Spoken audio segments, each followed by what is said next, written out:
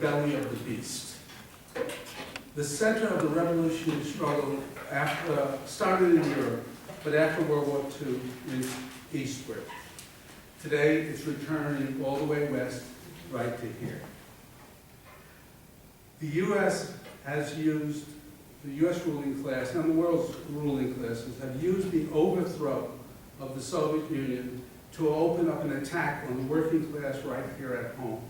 Something that they did not dare to do when they needed the loyalty of the workers in order to carry out the Cold War. We need to face the fact that the overthrow of the Soviet Union was the greatest defeat for the working class and the oppressed in human history. That overthrow of the first worker state has led to the dire situation the workers and the oppressed of the entire world face today. The overthrow of the USSR demoralized and scattered the worldwide Marxist-Leninist movement. Our job is to bring that movement back together again. Whatever Marxist-Leninists call themselves, be it Stalinist, Trotskyist, or Maoist, there is no other choice but to begin a dialogue of reconciliation that can lead to a unified Marxist-Leninist movement. There is no other way forward. Sectarianism helps the ruling classes by dividing the very people who are the most committed to the overthrow of capitalist rule. Divide and conquer is the winning strategy for capitalist rule. Under Lenin, the Central Committee included Stalin, Trotsky, Zinoviev, Kamenev, and Bukharin. That was the most revolutionary period in human history. It is that unity under Lenin that made the Russian Revolution possible. Can we afford to be the fools who let the capitalist rulers divide us? The old Union slogans, which side are you on, and united we stand, divided we fall, and solidarity forever, apply as much to revolutionaries as it does to Union members. It is not a coincidence that the first U.S. invasion of Iraq took place in 1991, the same year the Soviet Union was in the process of being overthrown. Prior threats from U.S. imperialists to invade Iraq were always met by the threat from the Soviet Union that nuclear war would result and U.S. imperialism was forced to back off. Once the USSR was overthrown, countries such as Yugoslavia, Iraq, Afghanistan, Libya, and Syria were left standing naked before the most vicious and most powerful imperialist power in human history. The workers in Europe, in the US, and around the world have lost negotiating leverage as a result of the overthrow of the Soviet Union. The unions and all workers have been hit hard as the rulers all over the capitalist world take back the hard-won gains that we had won when the Soviet Union existed. The mass slaughter in the Middle East was created by U.S. imperialist invasions of Iraq and Afghanistan and the overthrow of the Libyan government and the attempted overthrow of the Syrian government. This destruction of several countries by the U.S. imperialism has created millions of refugees fleeing the mass slaughter, while trillions of our tax dollars needed for jobs at home are flushed down the toilet. Alongside the mass slaughter, we see attacks by the ruling classes called austerity on the living standards of the workers in the U.S. and all over the world. In order to implement these austerity programs, the capitalist rulers are using racism and anti-immigrant propaganda to divide worker from worker. The ruling class is a tiny minority in any country. They must rely on divide and conquer to get one worker fighting another in order to carry out austerity. We have to get rid of the capitalist system. That is the cause of the problem. Yes, the capitalist system revolutionizes production every day. While this should be a boon to humanity, it is often the opposite. High-tech innovations and robotics that should have lightened the burden for everyone has created crisis in capitalism that they solve by putting the crisis on us. They have hit a wall, and the profits from these wonderful innovations have enriched them while pauperizing workers and the oppressed. Unions are being smashed. Students with college degrees and huge student debt can only find low-wage work often. High-paid jobs, the result of the union battles of the past, often led by communists and socialists, are disappearing. The crisis for the capitalists is created from their own market because the workers are the market. If the workers have no job because they have been replaced by a robot or only have low-paid jobs, who's going to buy their products? The shrinking market means the capitalists cannot invest in creating new factories because there's no market for the new production. Therefore, the greatest product of capitalism, historically used to solve this problem, is war. War is the opposite of production. War destroys the products of labor by destroying the competition's ability to produce and thereby stealing the competition's markets. Mass murder in capitalist wars, therefore, is the #1 product needed to ensure the continuance of capitalist production. World War I was an orgy of mass murder of the workers in uniform in their battle to control the market. The mass slaughter caused a rebellion of workers in uniform and resulted in the victory of the Russian Revolution and rebellions all across Europe's front lines. The Russian Revolution created the first worker state, but it did so in the most backwards country in Europe.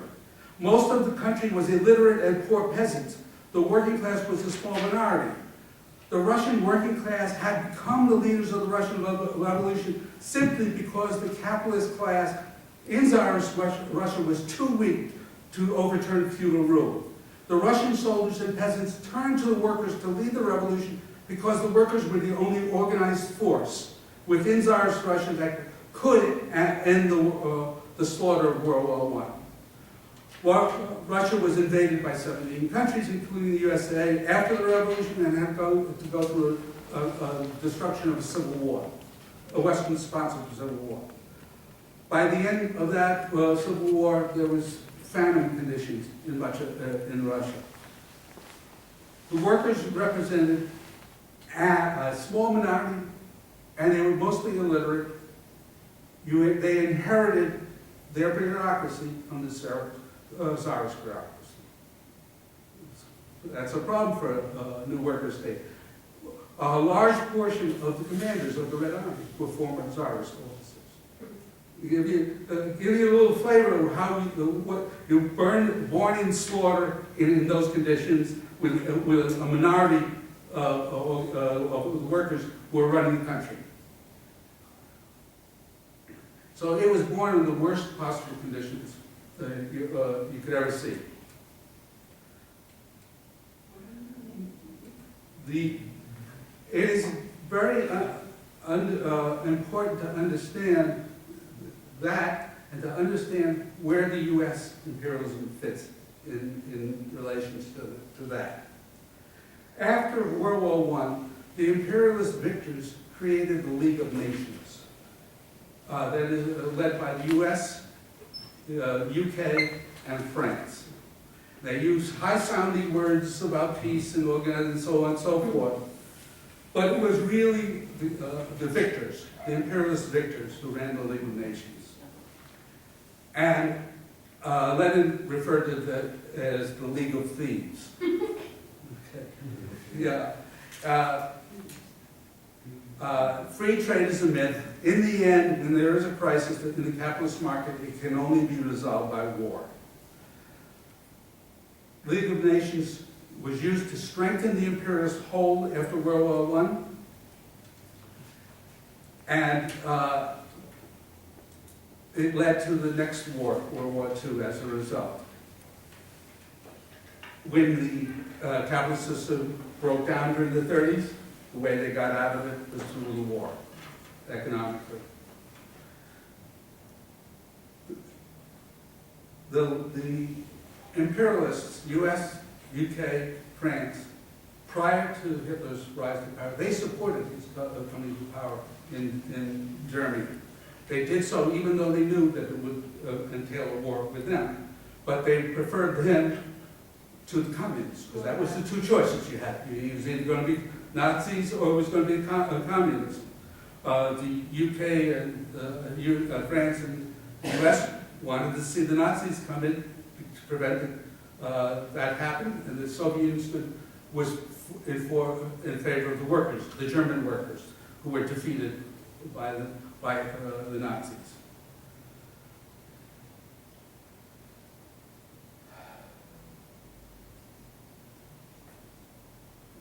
The Nazis were like the KKK here. Okay, they were the striper breakers brought in by the big companies and so on to break strikes and so on. The workers were left essentially naked because of some political things that were going on at the time. I won't go into that. But the fact is that Hitler came to power even though they, and supported by the imperialists, even though they knew it would lead to war. They preferred that you and I would die in the war, not them. Anyway, right. Yes. Okay. Once the Nazis took over, Hitler ended the mass unemployment in Germany by putting the workers into massive military buildup. That had to be paid for. The debt created by the massive military buildup could only be paid for by going into war.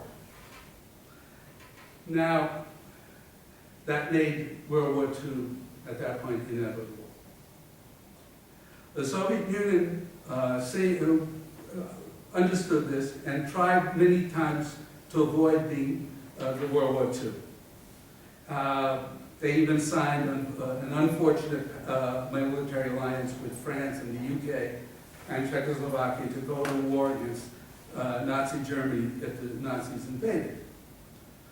When the military crisis came, the USSR lined up the Red Army on the Czech border and broadcast to the entire world that the Red Army was prepared to go into Czechoslovakia to defend Czechoslovakia if the Nazis invaded. Okay. At that moment, Chamberlain and Daladier went to Munich and signed the pact with Hitler. It was the meaning of that pact was to send Hitler in that direction. Obviously, in Moscow, they recognized what that was. And like any other countries facing that kind of destruction, they had to make a deal to send Hitler back the other way, to buy some time, which is what took. My only problem with what they did is their explanation. Welcoming von Ribbentrop to Moscow and all that, it was a disaster politically and hurt the communist movement enormously. But what the actual reason for it was understandable. The political explanation was a disaster. Okay. When the Nazis attacked the Soviet Union, it was with utter ferocity. The Soviet Union lost 26 million dead. Fortunately, because the Soviet Union, during the 30s, had the fastest growth rate, economic growth rate in the history of the world prior to World War II. They went from that backwards, illiterate country to a country that defended itself. Even so, they lost 26 million and much of the western country left. And yet, within a few years after World War II, was the second greatest economic power. It shows you, and both those things show you the strength and proof that Marxist economics works. Okay. If you know from that whole period, the inspiration it gave to workers around the world who had no jobs in the Depression. Many of those workers went to the Soviet Union to get employment. Today, the U.S. corporate media propaganda machine portrays U.S. imperialism as a democracy, fighting fascism in World War II, and of being the power that won the war. Yes, the opposite's true. The USA, even before World War I, was the most powerful and most dangerous imperialist power on the face of this earth. The USA was built on the bones of millions of indigenous people who were slaughtered in the process of stealing their land. It was built on the bodies of millions of slaves stolen from Africa. The U.S. was built by stealing half of Mexico. The U.S. ruling class had the blood on its hand long before World War I, and then the U.S. was fighting a bloody war, just like the Vietnam War, in the Philippines as the prelude to the entrance into World War I. The U.S. did not enter World War I or World War II as a peaceful democracy, solving problems in old Europe. The U.S. used both wars to defeat all sides in those wars and come out at the end of World War II as the sole imperialist power, with all the others as vassals. The real story of World War II is that the Soviet Union was the one that defeated the Nazis. The U.S. D-Day invasion was at the end of the war, June 6th of 1944. The turning point in World War II was the Battle of Stalingrad, the winter of 1942-1943. The coup, where entire armies were destroyed of the Nazis. And then the Nazis tried to recover, and then one last thrust was the Battle of Kursk in August of 1943, which was the largest tank battle in the history of warfare and the largest single one-day air battle in the history of warfare. Entire German armies were wiped out. That was it for the Nazis. It was only a matter of time now to have them pushed back. And that was long, long before D-Day. What happened is also, now, what happened at D-Day? You had 10 divisions of the Nazi army on the east, for every one that was in the west. And some of them were bicycle divisions in the west. The Nazis were, by doing that, was saying to the whole world, we're going to surrender to that side. We're not surrendering to that army. You know, if you're fighting a real war, you have your divisions on both sides. Almost the entire divisions were on the Eastern Front. As I said, 10 to every one in the West. By the time of D-Day, the Red Army was already approaching the borders of Germany itself. The Greeks were kicking out the Nazis on their own from Greece. The Yugoslavs were doing the same. The Italians were doing the same. The French were doing the same.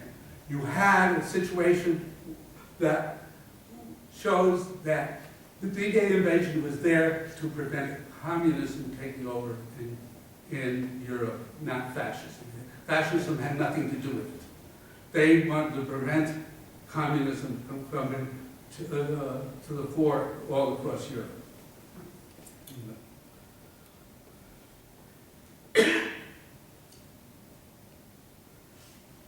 After the war, the head of the Nazi General Staff, subsequently, further down, was made the head of NATO. Let me read from Wikipedia. I just downloaded it before it came. General Adolf Heusiger was a German general officer who served as Adolf Hitler's chief of the General Staff of the Army during World War II. Not any general. He was the chief. Okay? And then served first as the first Inspector General of the Bundeswehr, the West German Armed Forces, from 57 to 61.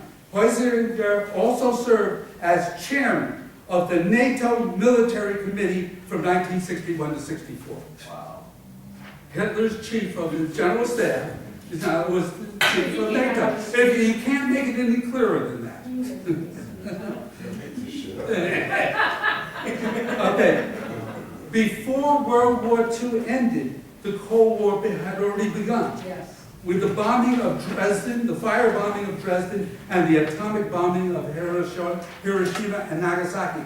Neither one had anything to do with Germany and Japan. Okay, these two events, the Yalta Agreement was probably the most disastrous agreement ever signed by the Soviet Union. I'm not going to go into details, but only the one thing here.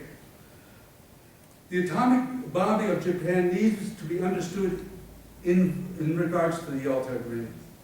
The Yalta Agreement stipulated that Japan would be jointly occupied by the US and the Soviet Union. You notice it never happened, right? And that the USSR would join the war against Japan on, get the date, August 9th, 1945. That was the Yalta Agreement, August 9th. So when was the bombings of Hiroshima and Nagasaki? August 6th and August 15th, 45. Wow. Okay. When was this Yalta? The date that the Soviet Union was to enter was August 9th. Okay, so you get Japan was already suing for surrender. These bombs, just like the firebombing of Dresden, were dropped as a warning to the Soviet Union: you go no further. And that was August 6th, and the other bombing It was August 15th. Okay, and August 9th was when the date for them to come into the war. Okay. The Dresden was in February 13th to 15th of 45. Okay. This is mass murder done on defenseless people for the purpose of telling the Soviet Union, you don't go any further. The hypocrisy of the media was never so blatant as in the case of Afghanistan. A popular revolution took place in Afghanistan in the 1970s. The revolution was led by public workers and especially women teachers.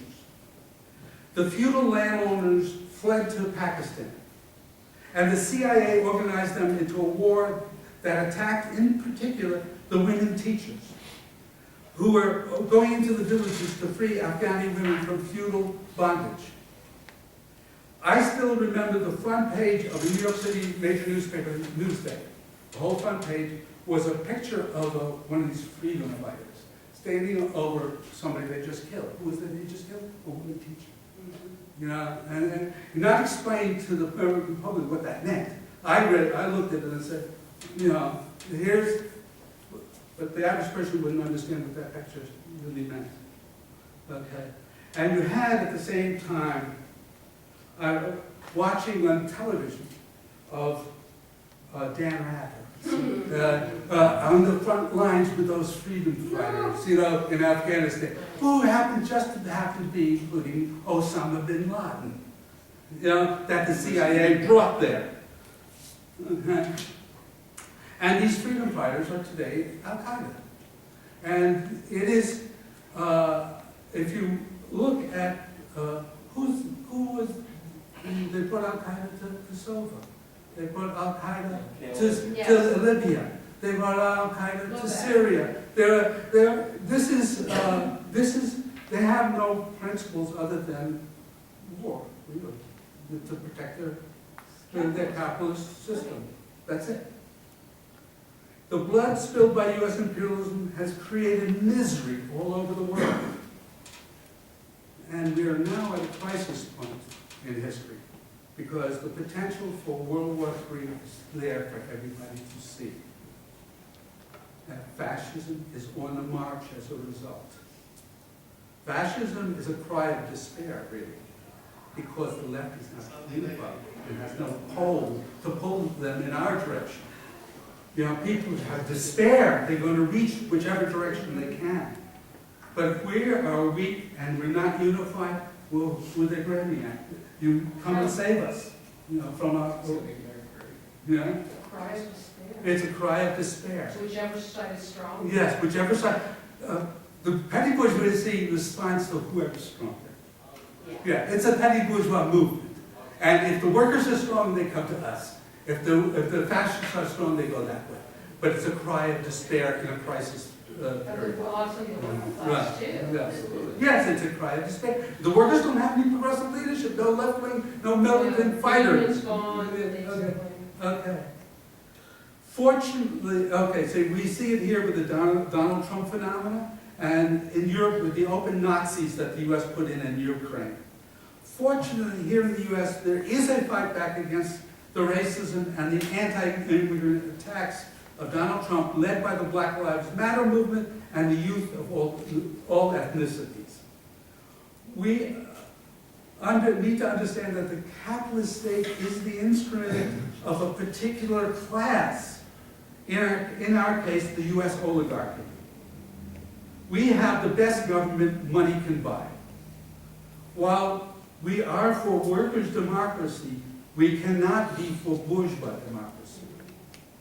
The word democracy is used by the ruling class to confuse the oppressed, simply because it is an undefined word. Their democracy is a strange sort of democracy where how much money and how much property you have determines just how much of this democracy you have as an individual. The Supreme Court decision that corporations are people is very understandable from the ruling class point of view. You have no money and little property, then why should the capitalist state respect your rights? The instrument needed by the workers and the oppressed to make a successful revolution against the capitalist class has been repeatedly shown to be the Marxist-Leninist movement. Marxism is the science as applied to social activism, to class society, for the purpose of defending the interests of the workers and the oppressed. It is the opposite of reformism.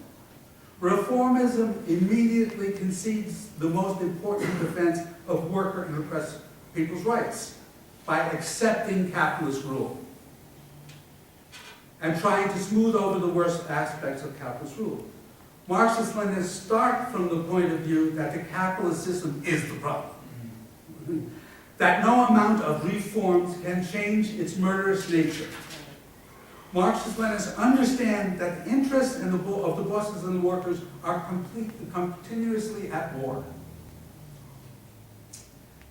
The workers and the bosses are not in the same boat, as the media will have you think. The way forward for the workers is to sink the capitalist boat. The only way to protect the workers' interests is to overthrow the capitalist system. But, you know, who participates in all these reformist struggles? Nobody is more into them than the communists, themselves, the Leninists, because we're the best fighters. So even though we're not the reformists, the Leninists will be the most dedicated fighters for civil rights, women's rights, LGBTQ rights, immigrant rights, indigenous rights, voting rights, Social Security, Medicare, minimum wage, etc., going down the line. The difference between the Leninists and the reformers is our efforts don't stop. Right. Where the reformers stop at challenging capitalist rule. Okay. Our eyes are always on the prize, overthrowing capitalism. Today we live in an era where U.S. imperialism is on the rampage ever since the overthrow of the Soviet Union. If you look at the standard of living for working people in the USA over the decades, it parallels the rise and fall of the Soviet Union. Wow. You look at that, the union struggles in it, okay? And because the Soviet Union was like a union with state power. As the Soviet Union grew more and more powerful, the bosses in the capitalist countries were forced to give higher wages and benefits so as to prevent revolution. Similarly, in the union movement, it's the same thing. When unions win good contracts, business owners have to give better wages to their workers to prevent the union from getting in. Okay? It's part of the one and same struggle. Yes, the Soviet Union had, from the very beginning, had to make unfortunate internal concessions to bourgeois relations because of how the nature of the time they were born in, and the country they were born in. And some of the bureaucracy got privileges. Those grew over time, and then especially during the 80s under Gorbachev, prior to the overthrow of the Soviet Union. Since that unraveling, the bosses have been taking back all the concessions that they worldwide. We don't need to give you anything anymore. With no threat. The Soviet Union's gone. We can take back. You want a pension? Forget about it. After the Soviet Union was overthrown, many of the liberals and reformists here saw the end of the Cold War as the moment when all the money wasted on the military wars would be returned to the economy. Well, people were happy. Peace economy. The opposite happened. Just because the Soviet Union was overthrown didn't mean the class war ended. Classes still existed. And now, without the Soviet Union, the ruling class became more vicious because they could get away with more. Okay. So that, in fact, all these wars you see could not have happened when the Soviet Union existed and was strong, standing behind Libya and said, couldn't have in Syria, in Iraq, and so on. So couldn't have happened. No Soviet Union, millions died. And today's wars are, even though there's plenty of hatred there, are not the product of hatred. Hatred is the product of the class war, where they use the divide and conquer method to set one group versus another, to divide worker from worker. When they prepared the invasion of Iraq, they demonized Saddam Hussein. This is how they start wars, by demonizing the victim. This is how they brainwash the population into supporting mass slaughter. War is good for the capitalists. It is very profitable on the one hand, and takes the heat off the bosses and puts it on somebody else. To understand Marxism-Leninism, we need to go back to the Paris Commune, the first communist formation. As the Prussian army was approaching Paris,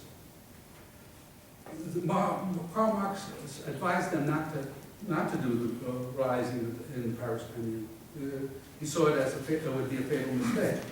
However, once it happened, he became their main spokesperson in defense of the Paris Commune. When workers are involved in a mistaken union strike that is doomed, it is traitorous for any worker leader to run away from our responsibility to those workers. Okay? It always comes down to the old union slogan, which side are you on? Okay. The Paris Commune was the first experiment in worker power.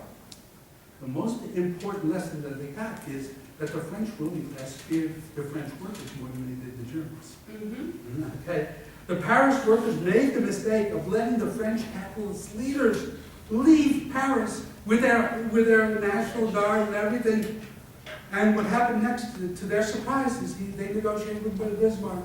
Bismarck freed 200,000 of their soldiers, and they used those soldiers to slaughter the workers of Paris. Okay? So, as a result, Marx and Engels' study of this, they came up that there has to be a dictatorship of the proletariat. That, in fact, in order to defeat the bourgeois dictatorship, you need a state power transitional period in which you defeat the other class. And you don't go straight from capitalism over to socialism. There's a transition, and that transition is the dictatorship of the proletariat. Because that's what the state is. The state is an apparatus for the suppression by one class of another class. And we live under the state run by the bourgeoisie. Okay. Lenin took this lesson one step farther by creating a workers' party with democratic discipline. A party where the objectives were arrived at democratically, but where party members were then required to carry out the work of the party as stipulated in those decisions. It wasn't just that they think, oh, I'm for you, I got a card that shows you I'm a member. No, once, you have come to a decision that this is what we need to do, then party members are required to carry that. Okay. The Leninist conception of the party needs to be understood by all Leninists. Read what is to be done. Today we are scattered into a divided movement, which was what he was railing against in what is to be done, if you read it. The imperialist monster is the beneficiary of our inability to unite. I appeal to all Stalinists, Trotskyists, Maoists, to begin the dialogue that can lead to a unified Marxist-Leninist movement as existed under Lenin. That is the only way forward to success. United we stand, divided we fall. Victory to the workers and the oppressed to the road.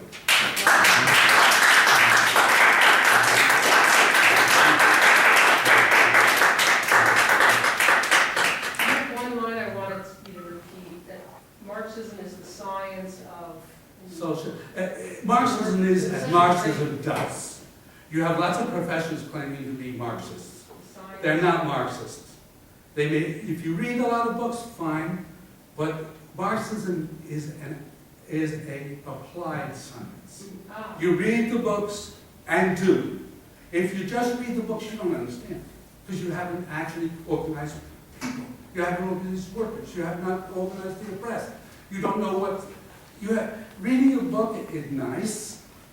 I have told many people, if you read Lenin's Materialism and Empirical Criticism, I don't know how many times in the book he has virtually called professors a four-letter word.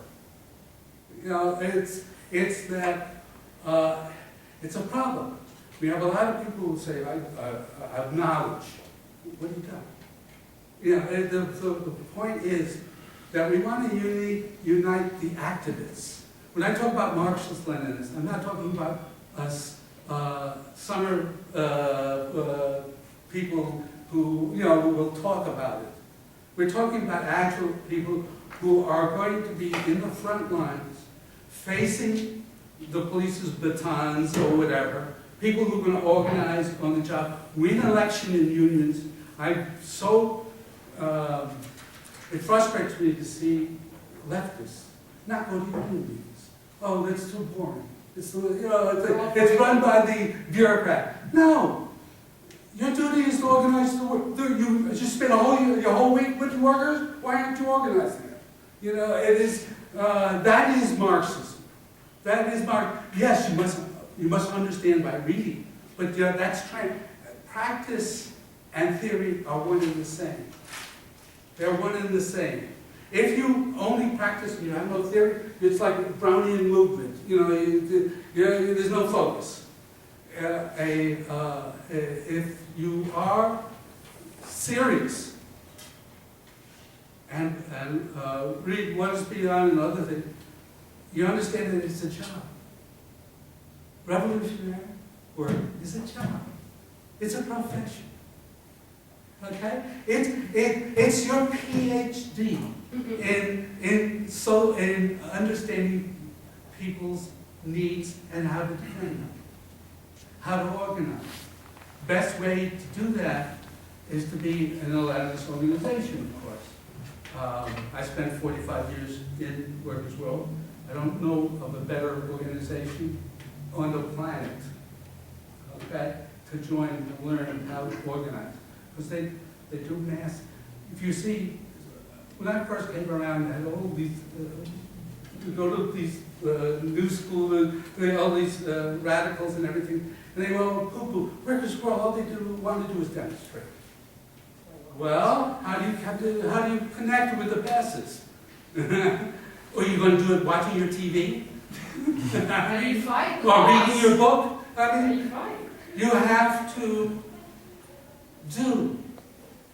Demonstration is only one element of doing. You're in a union, Why aren't you a delegate? Why aren't you running for office? Why aren't you pushing your politics in the union? So on and so forth. You learn how to win by doing that. You learn how to win other workers' loyalty. Okay? I mean, I never intended to be, on the executive body. It happened, but it's a situation where you see a problem, you working with, you do it.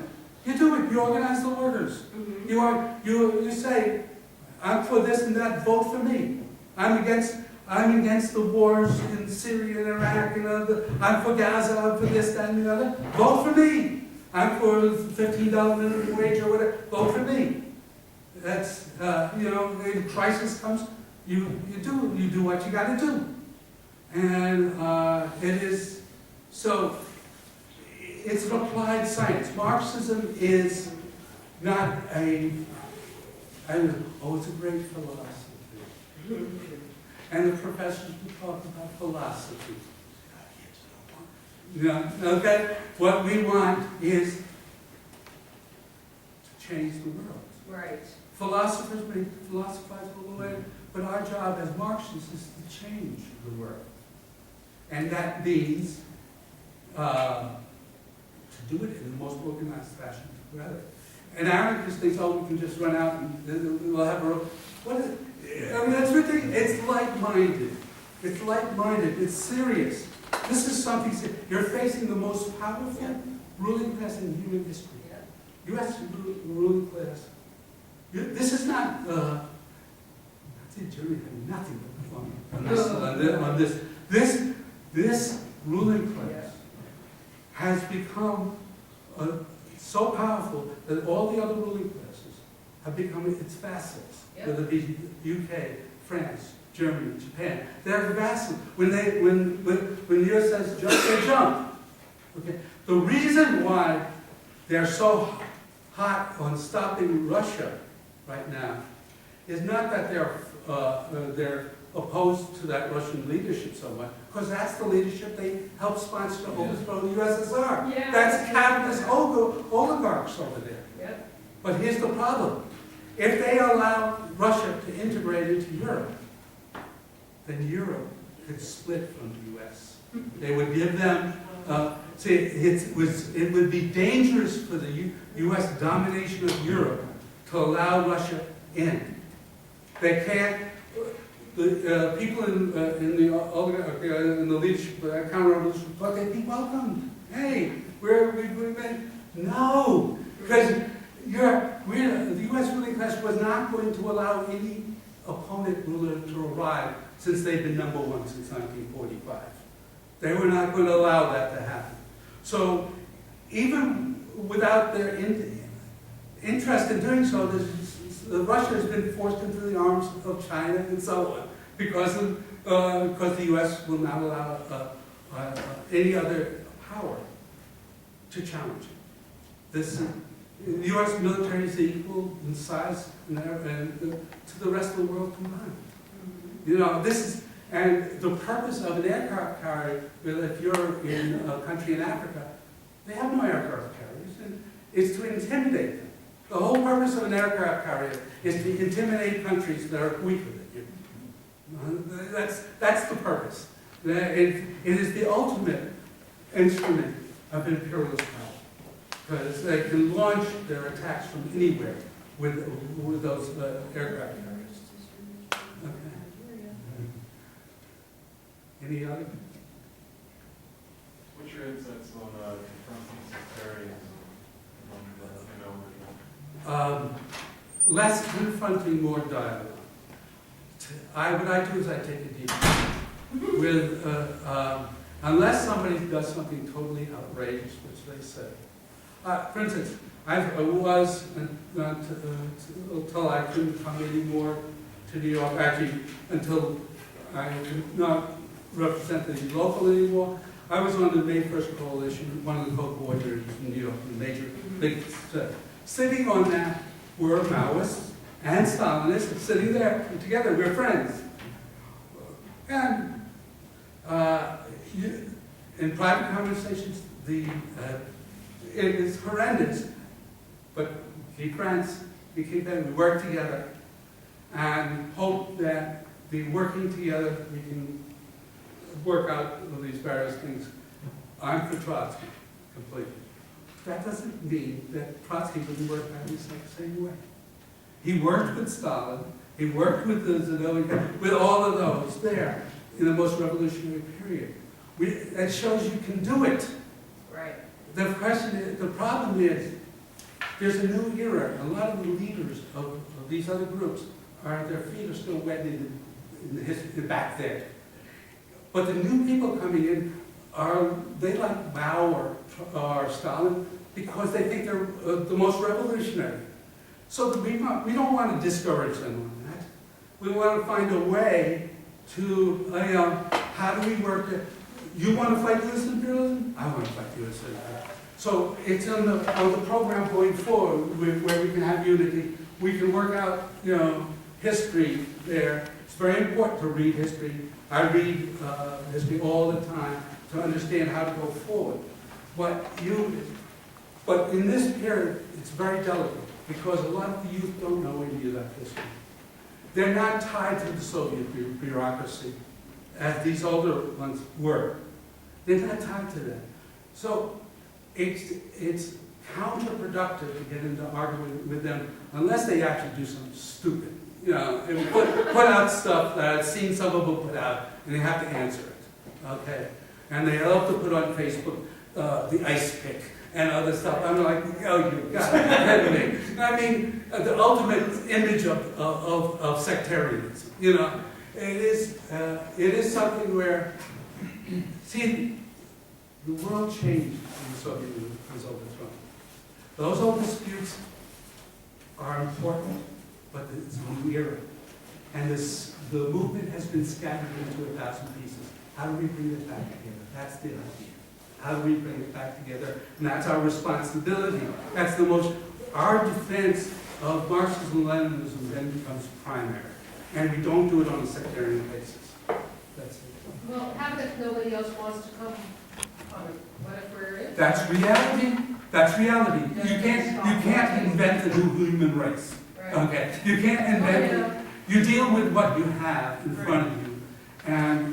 And the word patience is actually Marxism-Leninism patience. It's everything. That's what you have. You gotta be patient. You gotta be patient. Of course, if somebody's a fascist and you can't convince them, like Trotsky said, their heads should hit the ground. But that's a separate thing. Steve, Steve. I think in our experience, especially in the very recent time period, we can use a couple of examples. They're talking about Boston. I'll do that later. But in Chicago, for instance, where they shut down Trump, the teachers have gone on strike. The president of the teachers union is more popular. Let me get you guys off. I was gonna let you guys know that we have lunch out now and all the drinks. So when you guys feel free, just come and get one. Okay. Thank you. Is more popular exponentially than the Democratic Party functionary who's the mayor, where forces shut down shopping districts on the day after some will call it Thanksgiving, where the entire population is focused on the murder and 14-month cover-up of Laquan McDonald to the point where the government is threatened with coming down. In action, in battle, in the streets, the various forces in Chicago have put some of that aside. They have entered a new period where a unity on the left is not so much even a dialogue or a subject for classroom discussion or even over a beer. It's happening in the street, in real life, brand new conflicts against the ruling class, which are being exacerbated at this point where capitalism, as Fred Goldstein may term it, is at a dead end, where it's not seeing where to go and has to try and figure its way out of crises by creating more and more crises for all of us. And in that objective reality, I think there's a lot of grounds and basis for, you know, a new period of unity on the left. And I think that we're seeing absolute concrete examples of how that can happen in Chicago and elsewhere. So, you know, I think that's a good part of And two the more answer places. to the question as well. In Donetsk, they have That that is another in example. Honduras, Yeah. when I was down in Honduras. If you're facing death squads, your sectarianism doesn't have much use for you. Okay, you Well, I think your talk is very important, the concept is very important, especially in a 21st century and the emergence of the popularism of different shades of liberalism that mask themselves and anarchism, whatever what they want to call it. So my biggest interest, and I know you're much, you said you've been involved with the WWP for quite a while and you like history, is have there been, especially in the past 30 years and since the collapse of the Soviet Union, a call for the Marxist-Leninist, just even in this country, has there been like a real concerted effort, including, the Trotskyists and everybody? Has there been an interest like? Well, let me answer to two ways. Immediately after the overthrow, Sam Marcy went to Europe to make such a proposal, but it didn't go anywhere. And what was I going to say? And now I forget the second one. I have to forget that. I forgot the second one. I'm old. Brain goes. Calls for unity, have we done Workers' World? Or just- Oh, well, the second one I was There's always- the second one is I created first of all, I've done meetings. I had one in Minneapolis, called for Leninist Unity about 2 years ago. That video I've had on Facebook, on the Yahoo, and it's been watched thousands of times. I have a Facebook site with the same name, called for Leninist Unity. It had, as of yesterday, but when I left, I started a little over a year ago. It has 1,362 likes. That's not just people who, it's 1,362 likes, and the U.S. is only the second highest nation for the likes. India has more likes on my Facebook site than the U.S. does. And I have likes from everywhere, from Egypt, from Turkey, from Germany, from Brazil, from Colombia, likes from Colombia in that civil war situation. I mean, places where you have, I got likes from. It shows that there's a desire, but the desire is underneath here. You have a lot of leadership that are, as I said, defeated in the past, and they still hold that, that, oh, we got to fight this on this, and the question is, how do we overcome that? The struggle will do it. The struggle in the Ukraine, you see in the Donetsk area, they've unified that. And when I was in Honduras, I saw that there. So when you actually have a struggle, but that's not enough. That's not enough because ideology is important. There has to be actual unification, not just that let's fight together. If you don't have leadership, a unified leadership, you've got a problem. What made the Russian Revolution possible is because Lenin, Trotsky, all those people were together, okay? Without, both of them said, if Lenin and Trotsky, if either one of us wasn't there, we don't need the revolution. It's not going to be successful. It wouldn't be successful. So, and till he died, Lenin, his greatest objective was to keep the party together. He was free. His most major thought was worrying about a split in the Bolshevik party until he died. Okay. Unfortunately, you know what happened. But we have a different way. We don't fight those old fights, although we learn from them. What we want to do is find a way to reach out in struggle to get the unity. And for those who put out the pictures of ice picks and so on, I unfriended some people, you know, come on, you're showing you're not serious. There needs to be a call for discipline, seriousness among the budget. It's serious. I see it among the youth Yeah. specifically, you know, a lot of times we look at internet memes, for example, Right. and yes, sure, some of them will be funny, but at the same time, people do not take that seriously, they look at us like a joke sometimes. Right, because they don't see us having strength. Yes. People respond more to strength than anything else. Ideology comes later. You know, even during the revolution, no, the ideology of the masses developed that. Even during the revolution, the ideology of the masses will still be bourgeois, because that's how they train. So it is going to be hard. I'm not making this simple. It's not going to be easy to overcome these divisions. You see, and because there's actually political ideology that leads to bad action. You saw that increase, disastrous, where the KKE disastrous vote during the no vote, where they boycotted the no vote. When anybody with any sense knows that communists don't grow on trees. Communists were once social democrats. Where do you get your new members? And sometimes anarchists. Yes, you get them from wherever you get them from, you know. And they're not pure. They're led by these social democrats. It's just like when the Nazis were coming to power, we were fighting the social. No, that's not how the struggle works. If you want to win, you know, if you want to have purity. That's religion. That's not communism. That's not Marxism. Okay? You know, if a priest could be a member of the Communist Party, and a priest can, then why can't somebody who's a Trotskyist or Maoist does not? It makes no sense.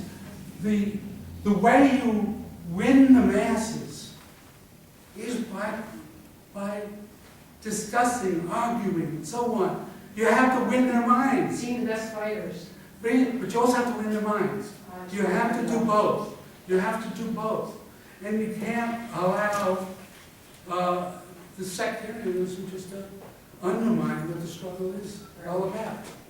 You have. Because they don't care, the masses don't care about this, they just want unity to make their conditions Hey, better. the cop shot my son. Right. But I don't give a shit about your Maoism.